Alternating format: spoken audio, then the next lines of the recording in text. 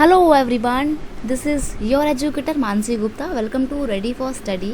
और आज हम बात करने वाले हैं क्लास 10th के एसएसटी का जो पेपर है 14 मई को, बोर्ड का जो आपका फाइनल एग्ज़ाम है एसएसटी का, उसकी तैयारी कैसे आपको 3 डेज़ में करनी है। क्योंकि फाइनली आज क्या हो गई है, आज हो गई है 11 मई, राइट। और आपका एग्ज़ाम कब है? आपका एग्ज़ाम है 14 मई को।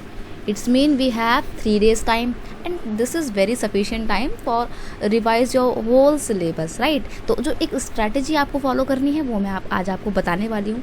कल आपका 10 मई को साइंस का पेपर था। ऑलरेडी आप लोग पेपर देके बहुत ज़्यादा थक गए होंगे, तो मेरे को पक्का पता है आप में से किसी ने भी कल तो कुछ भी नहीं पढ़ा होगा। इट्स ओके, कोई नहीं पढ़ता एग्ज़ाम वाले दिन। लेकिन अब सीरियस हो जाओ, क्योंकि एग्ज़ाम किसका है? एसएसटी का है। और आपको 3 डेज़ में बहुत अच्छी प्रिपरेशन आपको करनी रहेगी आपकी, ठीक है। तो देखते हैं कैसे कैसे आपको क्या प्लानिंग करनी है।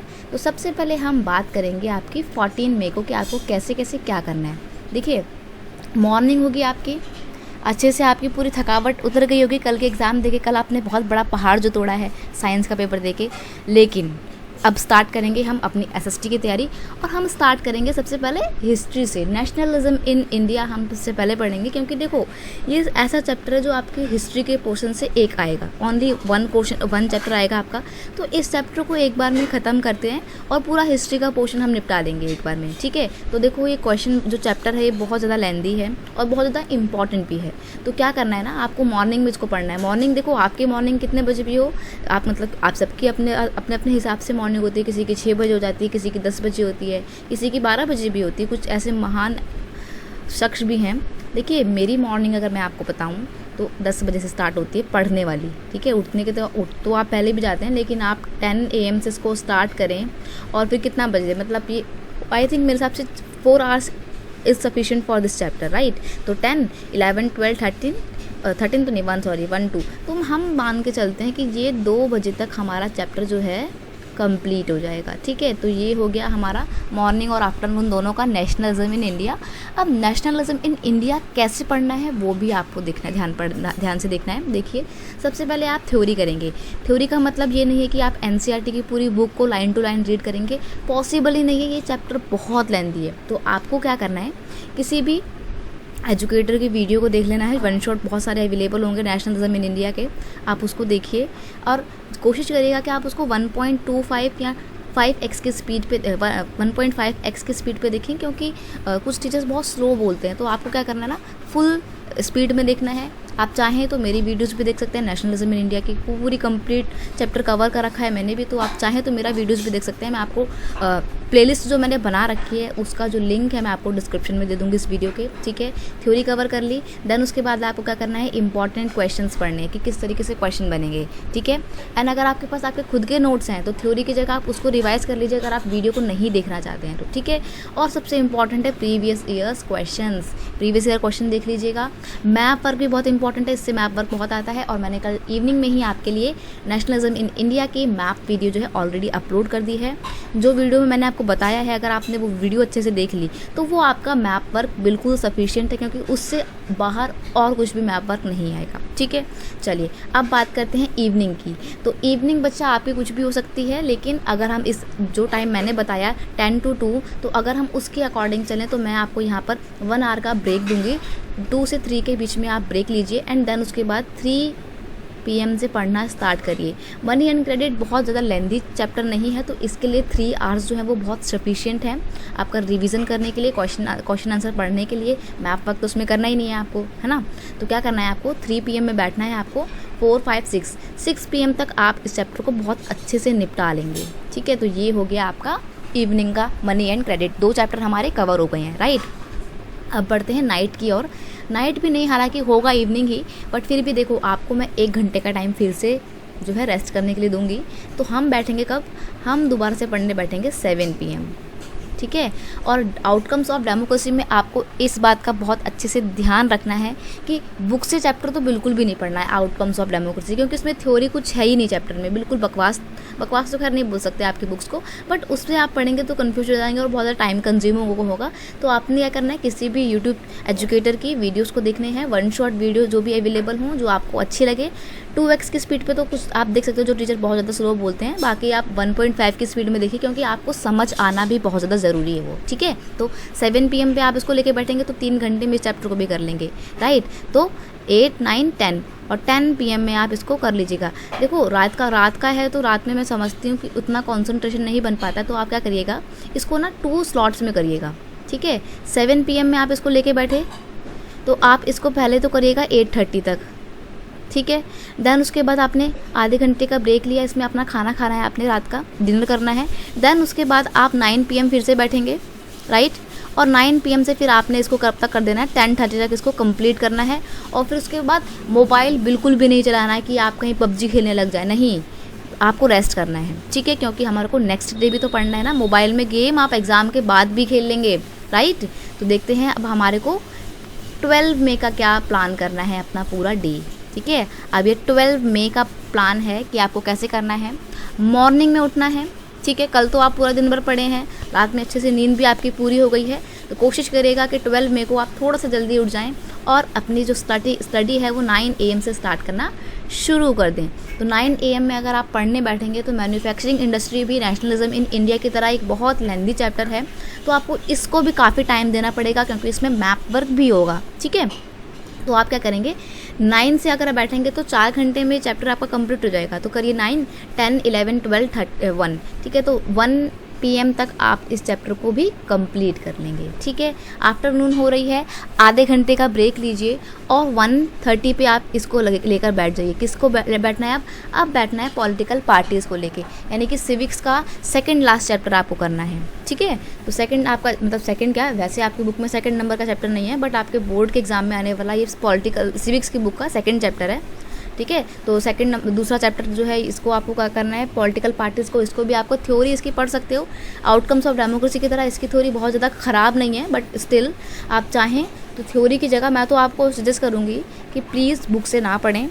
अपने नोट्स हैं तो अपने नोट्स को रिवाइज़ कीजिए, और अगर आपके नोट्स नहीं हैं तो किसी एजुकेटर की वीडियो देखिए और पॉलिटिकल पार्टीज़ के कुछ जो इंपॉर्टेंट क्वेश्चंस हैं उनको रीड आउट कर लीजिए। एंड देन उसके बाद प्रीवियस ईयर क्वेश्चन पेपर जो भी रहेंगे आपके, जो प्रीवियस ईयर में क्वेश्चन आए हैं उनको आप सॉल्व करिए। नेट पे इजीली आपको ये मिल जाएंगे क्वेश्चन कौन कौन से आए थे, ठीक है। और आउटकम्स ऑफ डेमोक्रेसी में भी आप बुक से चैप्टर तो मत पढ़ना, मैंने आपको ऑलरेडी बताया। आउटकम्स ऑफ डेमोक्रेसी के ना ऐसे 15 से 20 क्वेश्चन कुछ इंपॉर्टेंट क्वेश्चन है, उन क्वेश्चन को पढ़ लीजिए, आपका पूरा चैप्टर कवर हो जाएगा, ठीक है।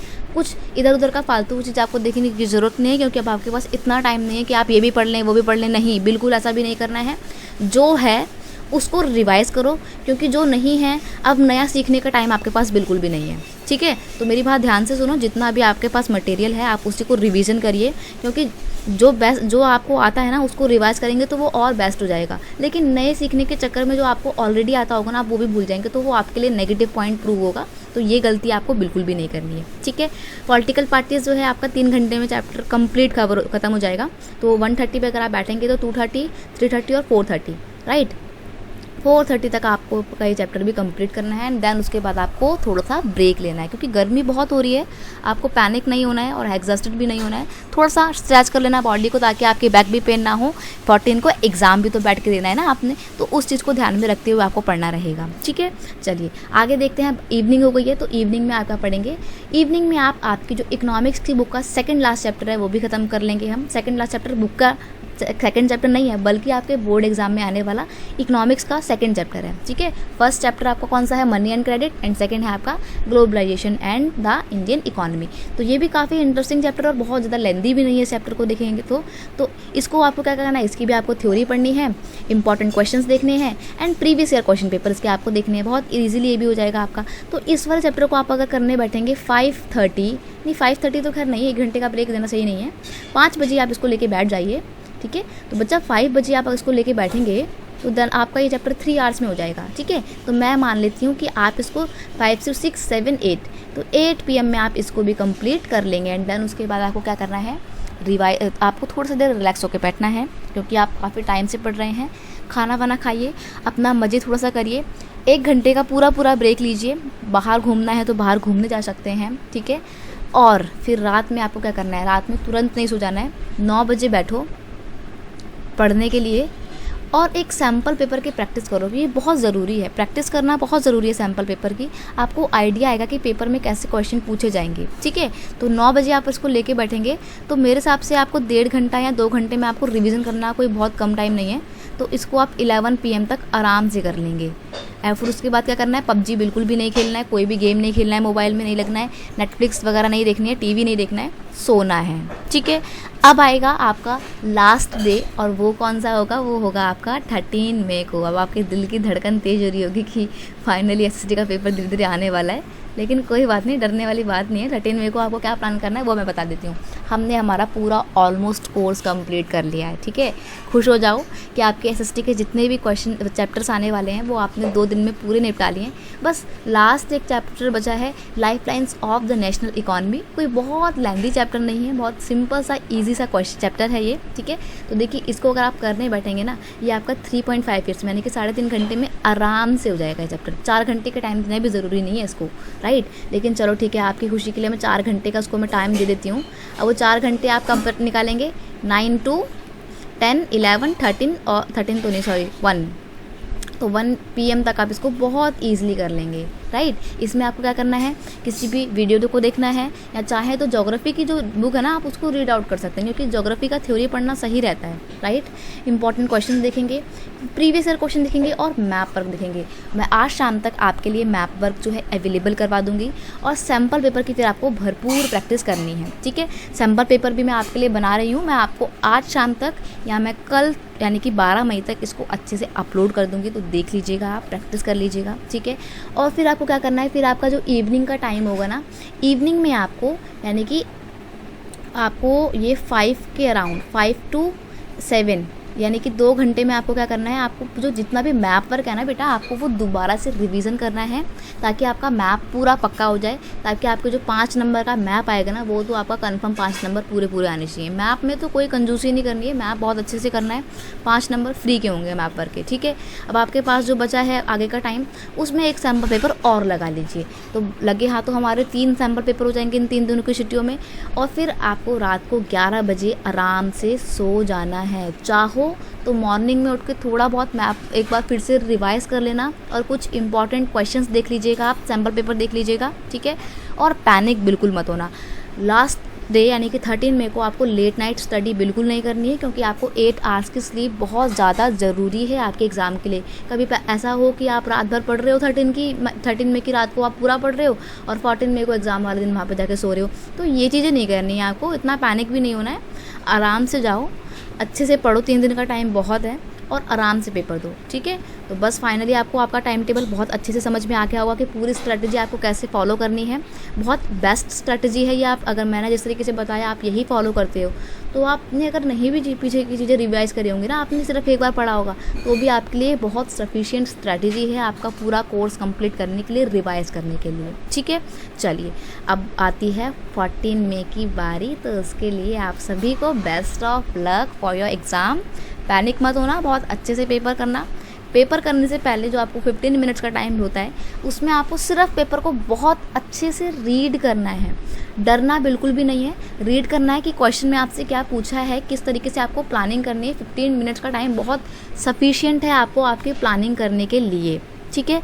तो आपको उसमें प्लानिंग करनी है, एंड देन आपको जब रिंग बजती है आपको आपका पेपर लिखना स्टार्ट करना है। कोशिश करना कि पेपर आप सीक्वेंस वाइज स्टार्ट करें, यानी कि क्वेश्चन नंबर 1 पहले ही करना। ये मत करना कि जो बड़े बड़े क्वेश्चन है वो आप पहले करें। बहुत सारे एजुकेटर इसकी सलाह देते हैं, बट मैं आपको ऐसा नहीं बोलूँगी, क्योंकि आपका पेपर इफेक्टिव नहीं लगता है, ठीक है। तो कोशिश करना सीक्वेंस वाइज करते हुए चलना, और साथ में साइड में बिल्कुल अपना टाइमर लगा लेना, वॉच लेके बैठना, ताकि ऐसा ना हो कि भावनाओं में बह के आप कुछ बहुत ज़्यादा ही लिख दें किसी एक क्वेश्चन में और आपको आगे क्वेश्चन के लिए टाइम ना मिले। तो ये चीज़ तो बिल्कुल नहीं करनी, क्योंकि 4 नंबर के क्वेश्चन में यार आपको 4 नंबर ही मिलेंगे, 10 तो दे नहीं देगी टीचर। तो ये चीज़ नहीं करनी है, आपको आगे के क्वेश्चन भी देखनी है, ठीक है। तो बस आपकी ये थी पूरी strategy. I hope you like this video. अगर आपको मेरी ये पूरी मेहनत पसंद आती है तो उसे अपने दोस्तों के साथ भी शेयर कीजिए, ताकि वो भी सेम स्ट्रैटेजी फॉलो करके अच्छे मार्क्स गेन्स कर सकें। चैनल पर नए हो तो सब्सक्राइब करना मत भूलना। मेहनत अच्छी लगी हो मेरी तो प्लीज़ यार लाइक भी कर देना, ठीक है। चलिए, thank you so much, bye bye.